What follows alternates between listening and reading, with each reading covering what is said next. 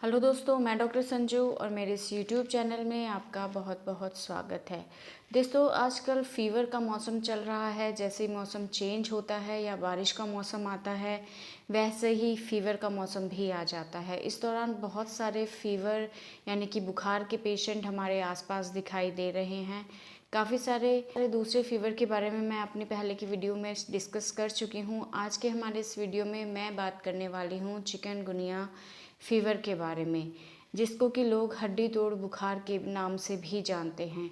Chikungunya fever जो होता है, ये क्या होता है, किन कारणों की वजह से होता है, इसके सिम्टम्स क्या होते हैं और इसका ट्रीटमेंट क्या होता है, इसी के बारे में आज के इस वीडियो में हम डिस्कस करने वाले हैं। बट वीडियो शुरू करने से पहले अगर आपने मेरे इस चैनल को सब्सक्राइब नहीं किया है तो इसे सब्सक्राइब ज़रूर कर लें, ताकि मैं जो भी वीडियो बनाऊँ हेल्थ से रिलेटेड, उससे रिलेटेड इन्फॉर्मेशन आप तक पहुंचती रहे। तो दोस्तों, चिकनगुनिया फ़ीवर जो होता है, ये एक वायरल इन्फेक्शन की वजह से होने वाला फ़ीवर होता है। एक वायरस होता है जो इस चिकनगुनिया फ़ीवर को कॉज करता है। ये वायरस एक इंसान से दूसरे इंसान में खुद नहीं फैलता है, लेकिन एक मॉस्किटो, एक मच्छर के थ्रू ये एक इंसान से दूसरे इंसान में फैलता है। जिस भी इंसान को चिकनगुनिया फ़ीवर हुआ है, उस इंसान के ब्लड के अंदर ये वायरस पाए जाते हैं। अगर मच्छर इन्फेक्टेड पर्सन को काट लेता है तो उसके थ्रू ये वायरस मच्छर के अंदर चला जाता है, और यही मच्छर अगर किसी और इंसान को काट ले तो मच्छर से ये इन्फेक्शन दूसरे इंसान में चला जाता है, ये वायरस दूसरे इंसान में चला जाता है। इस तरह से ये वायरस खुद तो एक इंसान से दूसरे इंसान में नहीं फैलता, लेकिन मच्छर इसका एक ज़रिया होता है जिससे ये दूसरे लोगों में फैलता है। ये जो फ़ीवर होता है, ये फैटल नहीं होता है, यानी कि इसकी वजह से किसी की डेथ हो जाए ऐसा बहुत रेयरली होता है। लेकिन इसकी वजह से एक सीवियर कॉम्प्लिकेशन लोगों में बहुत टाइम तक रहता है। जिन लोगों को चिकनगुनिया फ़ीवर की हिस्ट्री रही होती है, उन लोगों में जॉइंट पेन की प्रॉब्लम कई सालों तक, कई महीनों तक पेशेंट के अंदर दिखाई दे सकती है, और ये इसका एक सबसे बड़ा कॉम्प्लिकेशन होता है।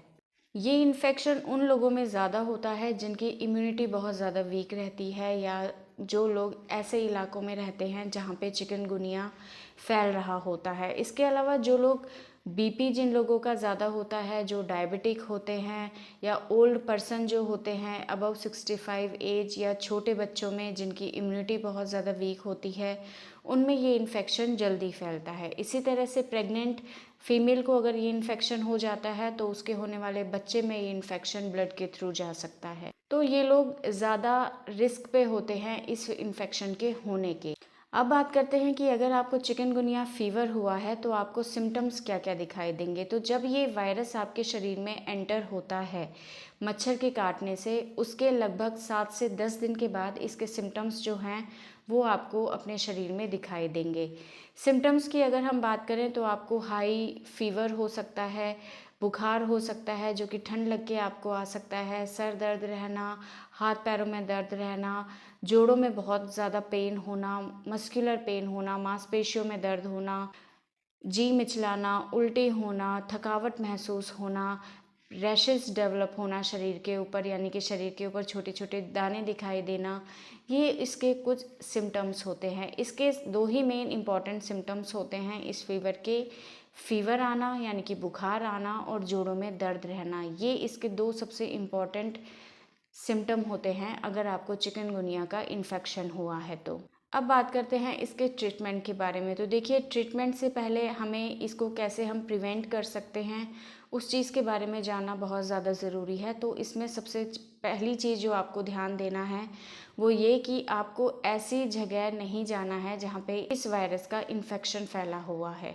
दूसरा, अगर आपके घरों में या अगर आपके घरों के आसपास कहीं पे पानी इकट्ठा है, कहीं पानी भरा हुआ है, तो पानी को आपको इकट्ठा नहीं होने देना है, क्योंकि मच्छर पानी के अंदर ही पनपते हैं। और अगर आपके आसपास पानी भरा हुआ रहेगा तो आप ज़्यादा रिस्क पे होंगे इस इन्फेक्शन के होने के। इसके अलावा आपको मच्छरों से बचना है, उसके लिए आप मॉस्किटो रेपेलेंट यूज़ कर सकते हैं, जो कि क्रीम के रूप में या जेल के रूप में या पैचेस के रूप में आजकल मार्केट में अवेलेबल हैं। इनको आप यूज़ कर सकते हैं। आप मच्छरदानी का यूज़ कर सकते हैं। आप हमेशा पूरी बाजू के कपड़े पहने। आपका शरीर जितना ज़्यादा ढका रहेगा उतना आप मच्छरों से दूर रहेंगे। इसके अलावा घरों में या घरों के आसपास आपको साफ़ सफाई पे बहुत ज़्यादा ध्यान देना है। अगर ये इन्फेक्शन आपको हो जाता है तो आपको किन चीज़ों पे ध्यान देना है।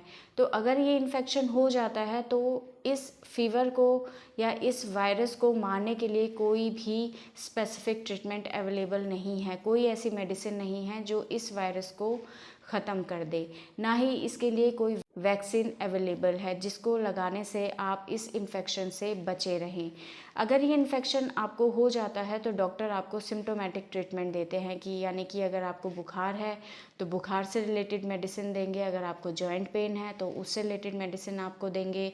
आपको शरीर में खुजली है तो उससे रिलेटेड मेडिसिन आपको दे सकते हैं। तो इसके अंदर सिम्टोमेटिक ट्रीटमेंट आपको दिया जाता है। 6 से 7 दिन के अंदर ये इन्फेक्शन अपने आप सबसाइड हो जाता है। बहुत रेयरली ये इन्फेक्शन सीवियर हो सकता है। ये फीवर अगर आपको हो जाता है, ये इन्फेक्शन अगर आपको हो जाता है और अगर आपको फीवर है तो ऐसे में आप पैरासीटामोल की मेडिसिन सुबह शाम यूज़ कर सकते हैं या दिन में 3 बार यूज़ कर सकते हैं। अगर आपको हाई फीवर है तो ज़्यादा फीवर होने पे आपको सर के ऊपर या शरीर के ऊपर ठंडे पानी की पट्टियाँ रखनी है। पानी जो आप लें वो बिल्कुल नॉर्मल टेम्परेचर पर होना चाहिए। बहुत ज़्यादा ठंडा पानी आपको नहीं लेना है। आपको पानी या लिक्विड चीज़ें ज़्यादा से ज़्यादा लेनी है। आप फ्रूट्स ले सकते हैं, आप हरी सब्जियां ले सकते हैं। ऐसी चीज़ें आपको अपने खाने में ऐड करनी है जिससे आपकी इम्यूनिटी बढ़े और आप इस इन्फेक्शन से, इस वायरस से लड़ सके, आपका शरीर लड़ सके। तो आप अपने खाने में हेल्दी चीज़ें ज़्यादा इंक्लूड करें। अगर आप इन्फेक्टेड हैं तो पानी ज़्यादा से ज़्यादा पिए। आप जूसेस ले सकते हैं लेकिन जूस आपका घर का निकाला हुआ होना चाहिए जिसमें कि इन्फेक्शन होने के चांसेस कम से कम हो। आप नारियल पानी ले सकते हैं। इलेक्ट्रॉल पाउडर आप ले सकते हैं। बाहर की चीज़ें आपको बिल्कुल अवॉइड रखनी है। खाने में आपको ऐसी चीज़ें लेनी है जो ईजिली डाइजेस्टिबल हो, जिसकी वजह से आपको किसी तरह की कोई परेशानी ना हो। ऐसा करने से 1 हफ्ते के अंदर आपके सिम्टम्स अपने आप धीरे धीरे सबसाइड हो जाते हैं। लेकिन अगर आपको लगता है कि 2 से 3 दिन मेडिसिन लेने के बाद भी आपके सिम्टम्स बढ़ते जा रहे हैं, उनकी सीवियरिटी बढ़ती जा रही है या आपको पेन बहुत ज़्यादा हो रहा है जॉइंट में, तो आप ऐसे में अपने डॉक्टर से एक बार ज़रूर कंसल्ट करें और उनके अकॉर्डिंग आप मेडिसिन लें। बहुत रेयरली इस फीवर में किसी को एडमिट करने की ज़रूरत होती है। इस फीवर में लोग सबसे ज़्यादा जिस चीज़ से परेशान होते हैं वो होता है जॉइंट पेन। कई लोगों में इस इन्फेक्शन के ठीक होने के बाद भी लोगों में जॉइंट पेन या मसल पेन की प्रॉब्लम महीनों तक रह सकती है या साल भर तक भी रह सकती है। तो अगर आपको जॉइंट पेन या मसल पेन की प्रॉब्लम बहुत ज़्यादा है तो ऐसे में एक बार अपने डॉक्टर से आप इस बारे में डिस्कस करें और उनके अकॉर्डिंग फिर आप ट्रीटमेंट ले सकते हैं। तो अगर आपको चिकनगुनिया फ़ीवर हुआ है तो आपको घबराने की ज़रूरत नहीं है। शुरुआत के दिनों में 2 से 3 दिन आप पैरासीटामोल मेडिसिन लें फीवर आने पे और अपने खाने पीने पे बहुत ज़्यादा ध्यान दें। बट इसके बाद भी अगर आपको लगता है कि आपकी कंडीशन ख़राब हो रही है, आपको प्रॉब्लम ज़्यादा हो रही है, तो ऐसे में आप घर पे ना बैठे एक बार अपने डॉक्टर से इस बारे में ज़रूर कंसल्ट कर लें और उनके अकॉर्डिंग कुछ टाइम के लिए आप ट्रीटमेंट ले लें। इससे आपकी जो फीवर की प्रॉब्लम है या जॉइंट पेन की प्रॉब्लम है वो धीरे धीरे अपने आप ठीक हो जाएगी। तो दोस्तों ये था आज का हमारा वीडियो। इस वीडियो से रिलेटेड अगर आपके किसी तरह के कोई सवाल हैं जो आप हमसे पूछना चाहते हैं तो आप हमें कमेंट कर सकते हैं और हमारे आने वाली वीडियोज़ को देखने के लिए हमारे इस चैनल को सब्सक्राइब ज़रूर करें। Thank you.